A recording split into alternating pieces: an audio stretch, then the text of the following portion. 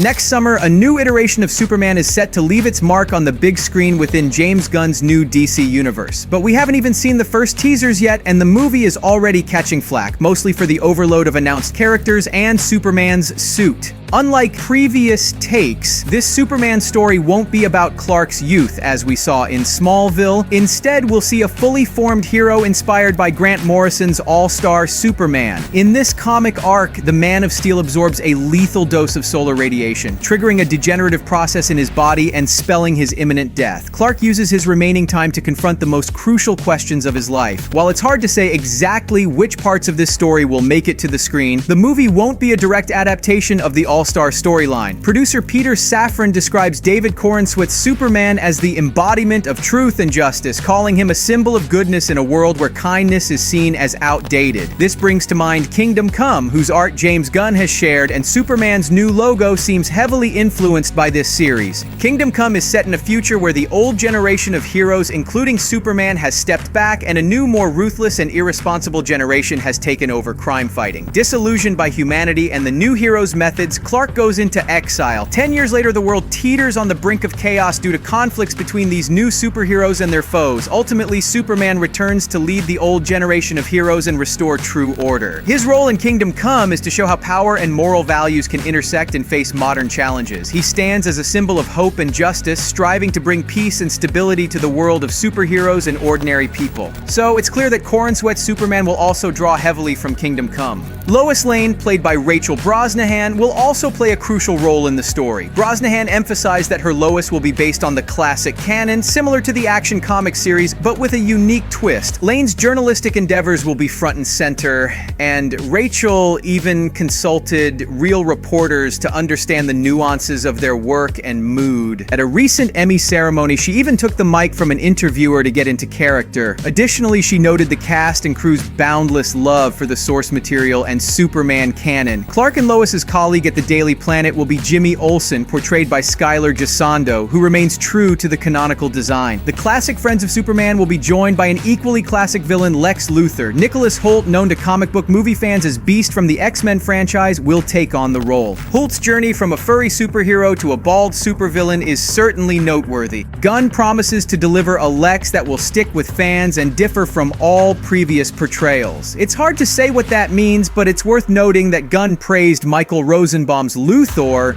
from Smallville, calling it the best live-action version of the villain. Let's hope Lex isn't the main villain of Superman movie, reducing the conflict to just a slugfest between Kryptonian and armored billionaire. But I'm thrilled with Hoult as Luthor. He really looks like the young Lex from the comics and the animated universe. But Maria Gabriela de Faria's engineer is bound to raise more eyebrows. She will debut in Superman and later get a full reveal in the Authority movie, which James Gunn announced during his DC presentation. The Authority, a group of morally ambiguous crime fighters, is expected to counter Superman's moral code, likely leading to a clash of principles. Given the foundation of the Kingdom Come storyline, this fits perfectly. Despite the widespread criticism about the film being overloaded with characters, I don't share that hate. It's premature to worry about Superman not getting enough screen time.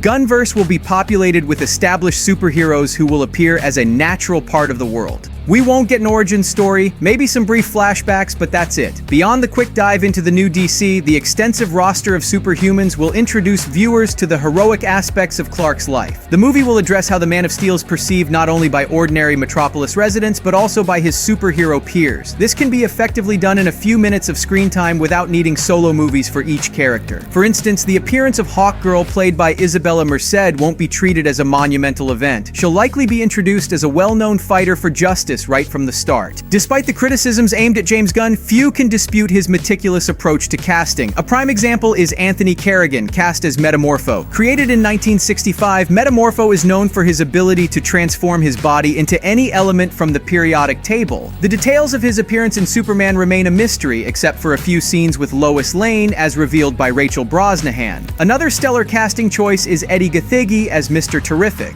Fans might remember Gathegi as Darwin from X-Men First Class, where he starred alongside Nicholas Hoult. Now, the actor is set to portray the brilliant inventor and one of the smartest men in DC. It's hard to say exactly what role this character will play in the new cinematic universe, but Gathegi's current shape suggests he's preparing for a significant workload. There are even rumors of a solo Mr. Terrific project and a potential adaptation of the Strange Adventures comic series. But let's not get ahead of ourselves. James Gunn also made sure to include his close friends, whom he often brings along from movie to movie. Superman will feature at least one Green Lantern portrayed by Nathan Fillion as Guy Gardner. This isn't Fillion's first time playing a Green Lantern. He previously voiced Hal Jordan in various animated projects. Now he gets to wield the ring in live action, not just in Superman, but potentially in a Green Lantern Corps series. It's worth noting that the existence of the Green Lanterns hints at the public awareness of alien civilizations within the DCU.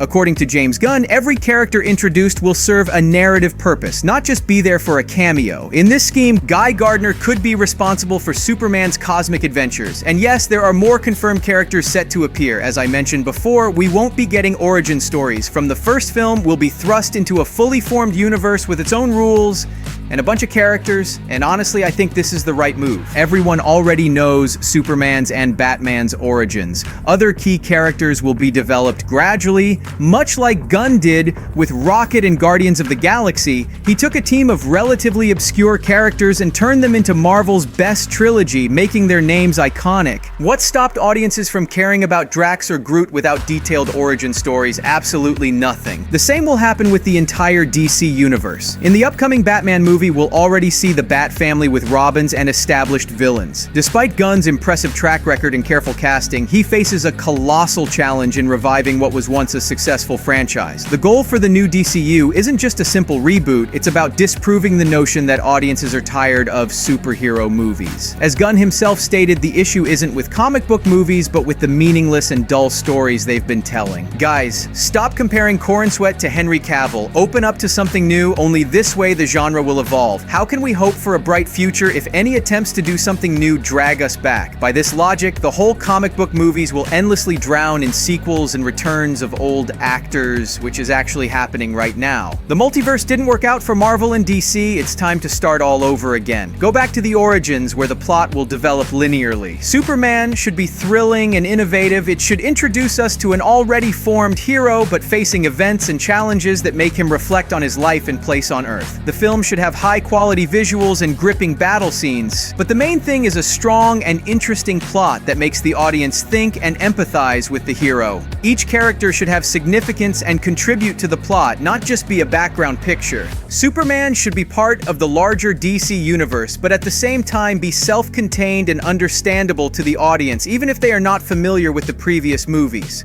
We can only hope that James Gunn, Peter Safran, and their team will breathe new life into the decaying genre, creating a Superman who leaves a truly remarkable legacy. Subscribe.